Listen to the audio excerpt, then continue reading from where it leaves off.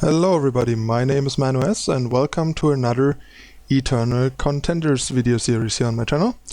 Let me get something out of the way real quick.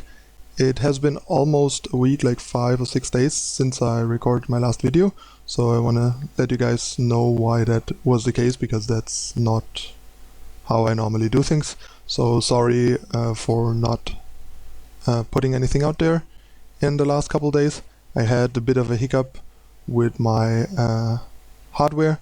Basically my new headset still isn't here and I'm waiting on a response from the guy that I'm ordered it from through Amazon. Yet no response so far, and I basically accidentally tore up the cable of my old headset, so that's gone too.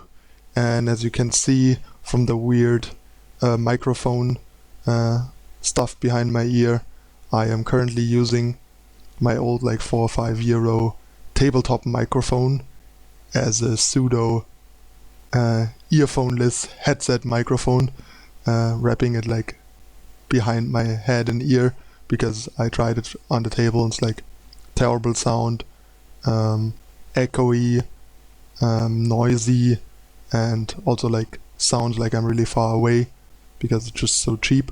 But as you can hear, the way I'm using it right now, it actually sounds pretty decent, might almost sound slightly better than the old headset that I was using.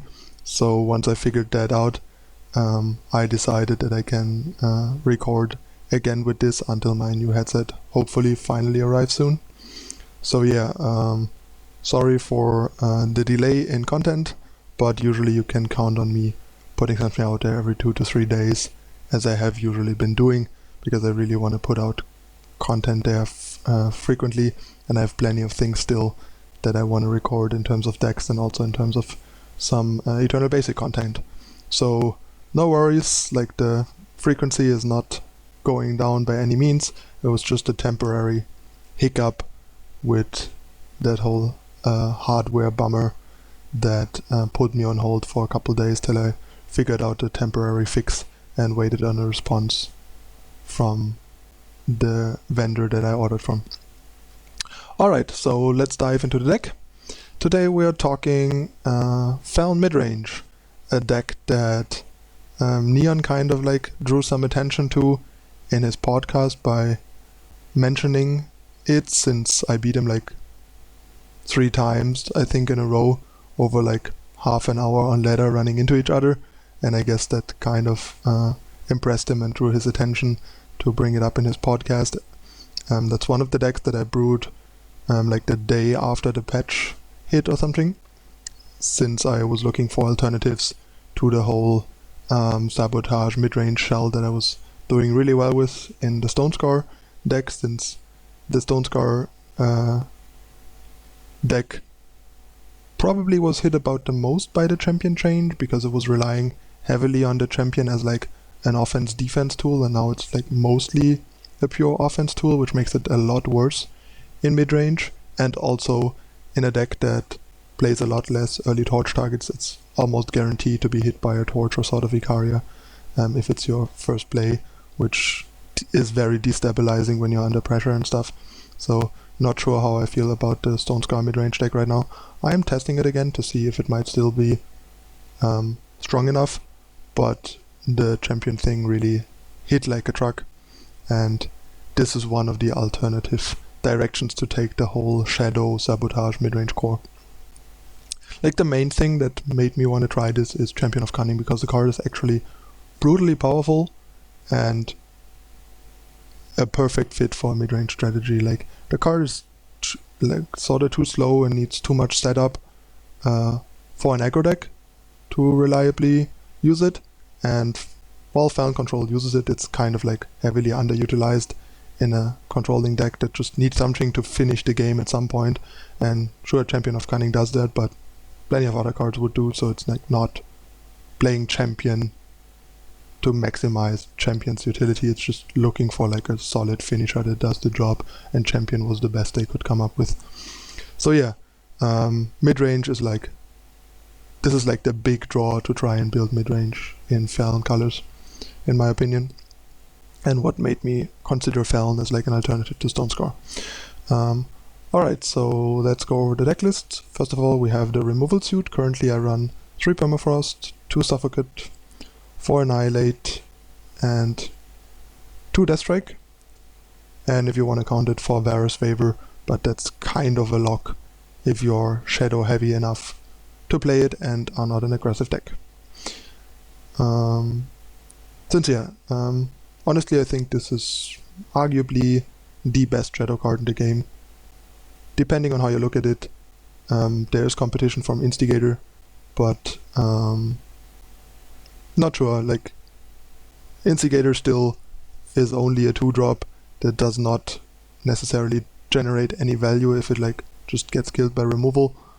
So while it is very efficiently casted, it's more like a Titan type card, just a stat pushed good card that only generates some incremental advantage with the ability, but can be traded with fairly efficiently. There's a bunch of cheaper answers like Suffocate and Torch that still deal with it and even generate tempo and deal 1 damage to the opponent in the process, while Vara's Favor is just doing so many things for a deck. It like makes the deck so much more consistent, gives it so much more gas on average and stuff. It's just so often a hard 2-for-1 from a power source. It's just ridiculously good. It pops Aegis for Sabotage, pops Aegis on units, it kills so many units, it finishes off weapons, it does everything. Like, the card is just 4 power, like playing for Vara's Favor adds 4 power to your deck and an answer to so many things, and that's just absurdly good. Like, in my opinion, Vara's Favor is the main reason for me usually to build any like non-aggressive shadow deck, because of how much power this card adds to a mid-range or control deck relative to other colors when they have to run like subpar favors or don't really get favors that are particularly relevant or impactful to their strategy, and therefore making their power base weaker. They are either gonna screw more or flood more depending on what they do. If they play the right amount of power, they flood more than this deck. If they try to skimp on power to not flood as much, they definitely screw more. And Vara's Favor just makes it so you get to run a safe amount of power while still also getting a nice amount of flood protection. But yeah, anyway, on the removal, explanation on the distribution currently. 3 Permafrost, the card is pretty good in that it answers most units in the game, but it doesn't answer a bunch of key units at all, like Champion of Glory, Sandstorm Titan, and Icaria. But there's another issue. There's a bunch of units that are shut down by it as a body, but still have like relevant impact on the game, like Statuary Maiden, Argenport Instigator, Steward of the Past, and so on and so forth, and a couple other utility units. And there's always the risk of the opponent just silencing their own unit if they can, and then they have like counterplay against your removal and can free their big guy. Like if you put this on a student, on an awakened student, and they just keep growing it for a while and eventually just silence it, and then they have like this big monster that you have to removal again and actually only have Deathstrike to get rid of because it's a big multi-faction unit. So this card has its limitations, but it also has the upside of being nice to shut down some Entomb and recursion stuff. It's great against Dawnwalker, it's decent against Umbran Reaper and stuff. So it has its ups and downs, is very efficient in cost, and that's why I chose to run 3 for now, since drawing multiples in some matchups can be pretty lackluster for the mentioned reasons. But it's definitely debatable if there shouldn't be 4, simply because of how efficient it is, even though it lacks some flexibility and can't solve everything. Suffocate is basically like similar. It also is very efficient in its power cost. Doesn't have some of the issues that Permafrost does, because if what it answers is answered and is gone, but it can answer less, and therefore is a bit more limited in its targets, but a bit more efficient and definitive in what it solves. Like if it removals something, it actually stays removed. Currently only 2, because there's not that many great targets around right now. It is still possible that there should be a 3rd, but currently I basically lean a bit more towards 4 Annihilate, because the way the format changed, there's a lot more time, which means a lot more Titans, and Annihilate is just a great way to punish people for playing Titan. So I'm currently trying 4, but it is very possible that the 4th should rather be like a 3rd Suffocate again, which I had for quite a while, or if you really feel like it, the 4th Permafrost, but I would probably run a 3rd Suffocate before it, run a 4th Permafrost for the mentioned reasons, and that also like 3/3/3 gives you like a very nice and even distribution and makes it fairly likely, given that they also overlap with each other in a lot of areas, that you should usually be able to have a good distribution of answers for any kinds of threats, and then it's just up to you to use the right answer for the right threat, to not end up with your last answer not lining up with their threat too often. I mean, sometimes it just happens no matter how smart you use your removal, because that's just how variance works. But it is definitely something that you can minimize by smart use of your removal.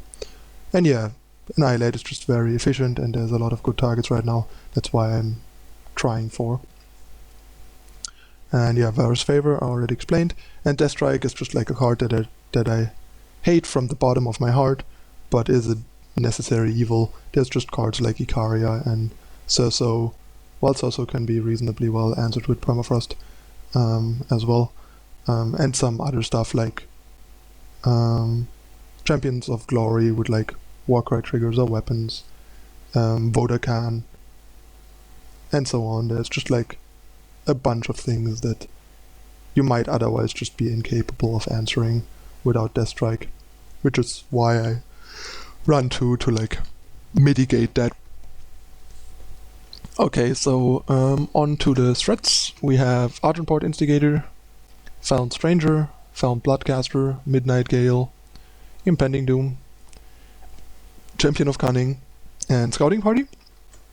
So Argenport Instigator is like the prime 2-drop for shadow-based midrange decks, because as a midrange deck you want to potentially be aggressive against slower decks and defensive against faster decks, and Instigator is great for that, because he is a great aggressive threat against slower decks, and against a lot of aggressive decks he lines up fairly well against the early units to either stall them out or even trade with them, like against Volcano. It stalls anything but Champion of Glory of the 1 and 2 drops, and even against Stone Scar it stalls their 1 drops and trades with their Instigators, and even with their Champion of Chaos. So that's a pretty big deal, and important for early momentum against slower decks, and early stabilization against faster decks. Feln Stranger is just like the same thing in like lower impact. It usually only trades and pressures less, but it ties the deck together. It makes the influence incredibly consistent, and is important to hit Midnight Gale on 3 as often as possible, and enable at least one of the 2 champion abilities by turn 5, and making champion as good as he can be given his requirements. So he's just very important for that. And yeah, he also gives you something more to do proactive like early on, which is good. Next we have Bloodcaster. This guy is basically like the defensive half of the 3 drops. It's a really good blocker.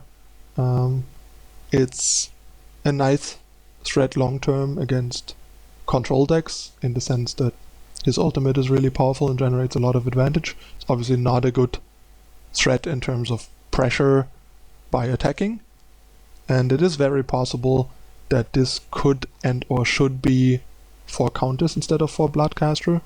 I kinda want to try that. I didn't really get around to it yet, since decks like Shimmer Pact, which can be problematic for this deck, really don't like ultimated Countess and have very limited ways of dealing with it. And one of their better ways is having a Titan with Obelisk, and we have a lot of ways to deal with said Titan to take that away from them, or blow them out if they try to gang block. So Countess seems really nice there, and while Bloodcaster is definitely not bad against Armory at 5 health, Countess is arguably better with the ambush, and yeah, basically relentlessly being able to attack even into Throne Warden and threatening their weapons and armor really well. So yeah, currently I'm on Bloodcaster, but it is possible that if losing the defensive body in the aggressive matchups still works fine enough, that this could and should be Countess. Next we have Midnight Gale. This card is just basically great. It's like arguably almost better than Champion of Chaos now, since it dies to the same stuff. Is always a 4/3 if you can play it. It's slightly harder to play on turn 3 than Champion of Chaos, but the deck does a good job at mitigating that with Feln Stranger as much as possible, and I arguably prefer a 4/3 lifesteal flyer over a 5/3 overwhelm deadly usually, since it pressures almost as hard as Champion, since it is much harder to block while hitting for 1 less, and the lifesteal is so big in races and against aggressive decks.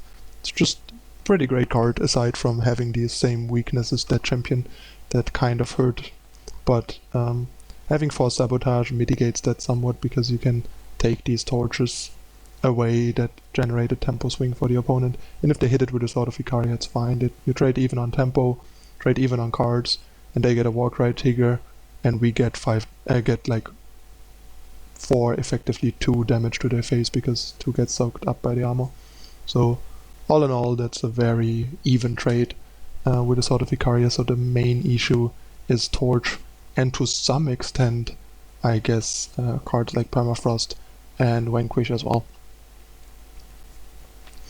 Although Permafrost is less big of a deal in the sense that while it is as efficient as Torch, it has other good answers in our deck that are arguably even better hits, while Torch doesn't. So like Torch just gets maximum value from a Gale, while Permafrost doesn't get maximum value from a Gale relative to what it could do value-wise for the opponent against our deck, basically, if that makes sense.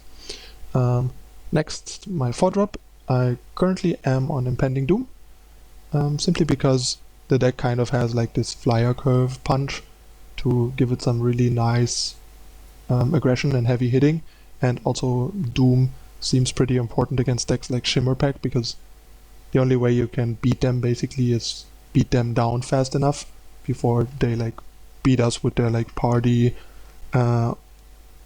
Obelisk on 8 Shimmerpack late game, and Impending Doom seems a lot better at that if we can get rid of Titan reliably than say Steward of the Past. I mean, Steward has its own upsides, and it is possible that there should either be like 2 more 4-drops in the form of Steward, or that Doom should just be Steward, but so far Doom has been doing pretty good work, and it also like overloads opposing Vanquishes between Gale and Doom and Champion.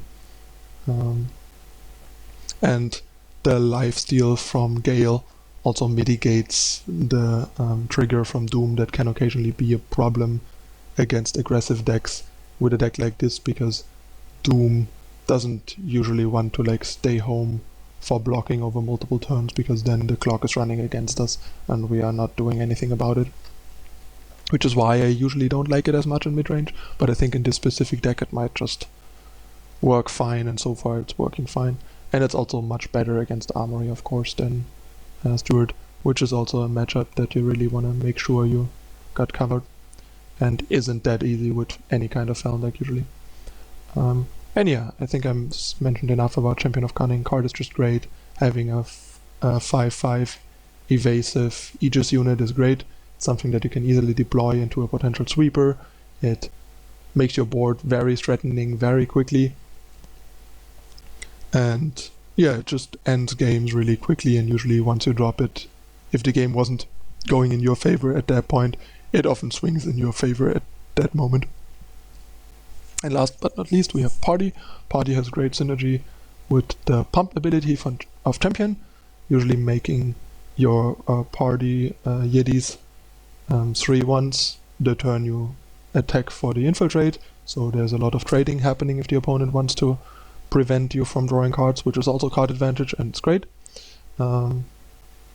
Also, the deck so far only runs a bunch of like 1-for-1 answerable threats that mostly do not generate value before they get removaled, so the deck needs some ways to like be good against removal. Champion of Cunning is one of those ways with Aegis, and Scouting Party is the other one, especially against sweepers, and it's also a great card against Armory. It just is a pain for Armory to deal with Party, especially if you force them to like harsh rule when you have two guys in play, and then you just play a party after they harsh rule, and suddenly they're in big trouble, and the card draw also matters against Armory.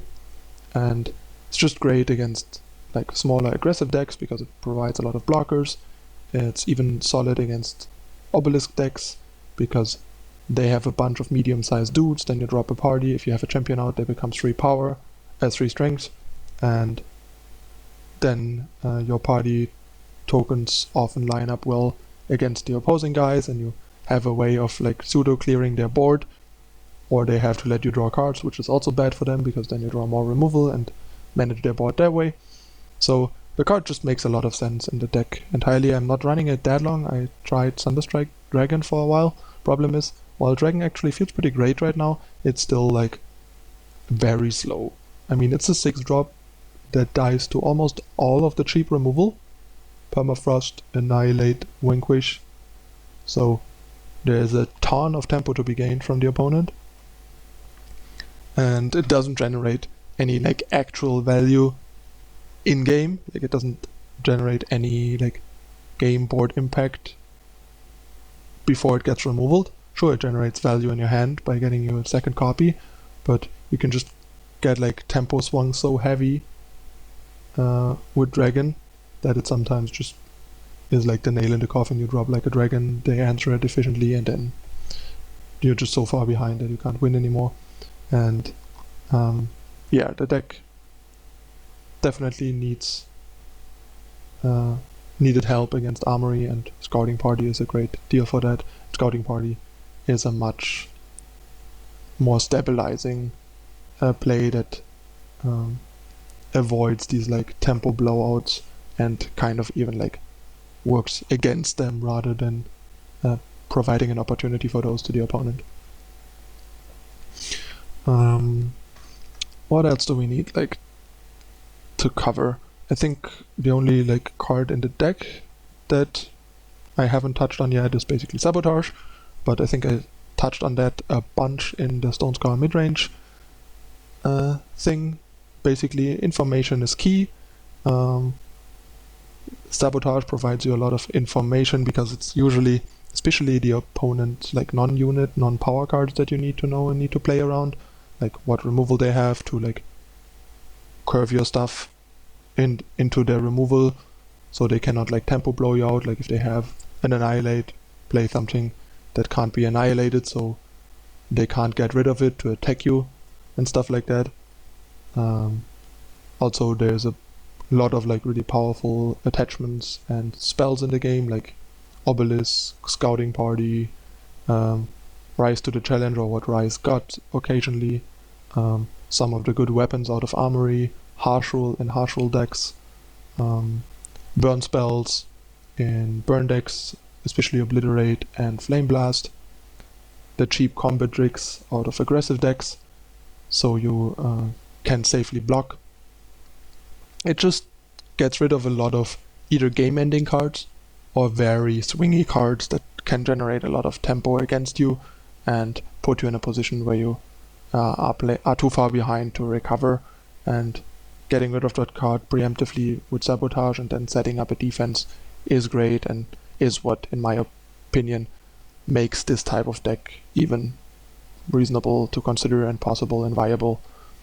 And I think most like this traditional type of like good units and removal disruption type mid-range strategy would currently not be very good or possible in this game, in my opinion, without running Sabotage. And the card has been doing great for me. And last we have the power base. We have 2 Seek power, 4 Vara's favor, and 26 actual power. So 32 power total, which is like the minimum basically for this deck. I am thoroughly considering running a 33rd, because like a lot of the games that I lost are mostly just because I'm like kind of struggling with power, and the Monument and Vara's favor provide a lot of flood protection, so does Bloodcaster, and hitting like 5 and 6 for these 2 cards is so important. And I could easily see adding a Force Monument if I can find like another card I can cut, which I currently don't really know which one it could be, which is why I haven't done it yet. But yeah, another thing basically is I want to talk about monuments. Like, monuments are just great. Like, they're basically, in my opinion, perfect and like made for these types of mid-range decks. Because the problem is, like, in control decks, they usually don't care too much about the effect, because it's usually like units or like a weapon in the case of the green monument. So they don't really want the effect they gain from monument. While they might want the flood protection sort of, they don't really care too much about what they get from the like non-power side of the monument, which is why they don't work too well there. And they're often like multi-faction. Like if they are 3+ factions, then you don't want monuments anyway, you can't afford to.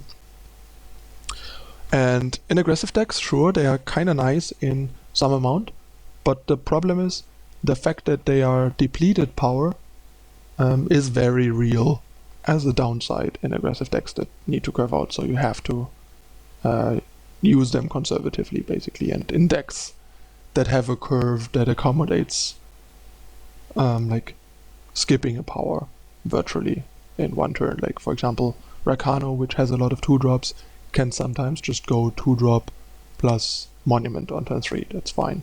But like the more evenly distributed your curve is, the worse monuments get, basically. And also, some of the best monuments are not in the best aggressive colors. Like, the best monuments right now are Amber and Cobalt Monument, and both of them are not in like prime aggressive colors. Sure, there's some like kind of aggressive decks in these colors, but they are not like prime aggressive. Like the prime aggressive factions are Shadow, Fire, and Justice, and they have the 3 weakest monuments, basically. So yeah, mid-range deck basically cares the most about a generic well-stated body, is arguably impacted the least or less than aggro by the fact that it is depleted power when it is power, and also needs a much higher power count than aggressive decks,